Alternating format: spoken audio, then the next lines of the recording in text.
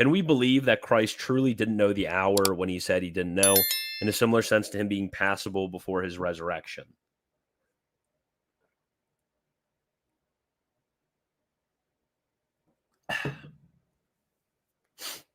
No, you can't.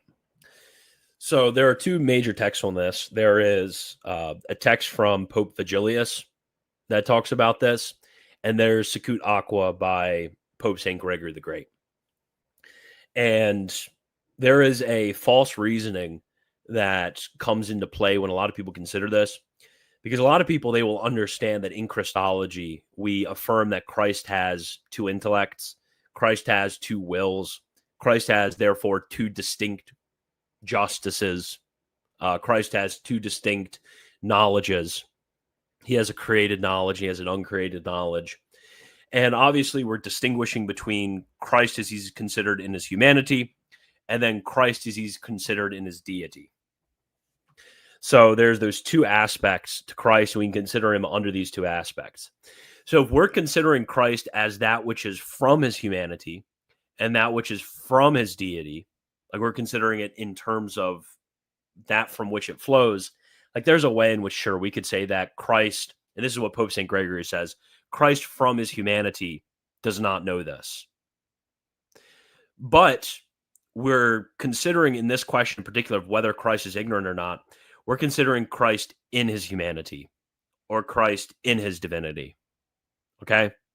So what he possesses in his humanity, what he possesses in his divinity. And when it comes to this question, because of the grace of union and because of the intimate union between the natures and the conformity in all things of the will of Christ to the divine plan and the conformity of the intellect of Christ judging with all that he was brought to teach, because he wasn't merely brought to teach a certain portion of revelation, but the entirety of revelation. From these factors, it is necessary for us to posit that even while this knowledge is not from his humanity, this knowledge is in his humanity, communicated to him, to his humanity from his deity. So yeah, there's a certain way of in which a lot of people misunderstand this. They're starting out from these correct premises about the distinction between the natures, and then they end up misapplying those principles when it comes to the conclusion at hand. And is my fish still behind that log right there? Yeah, I can't see him.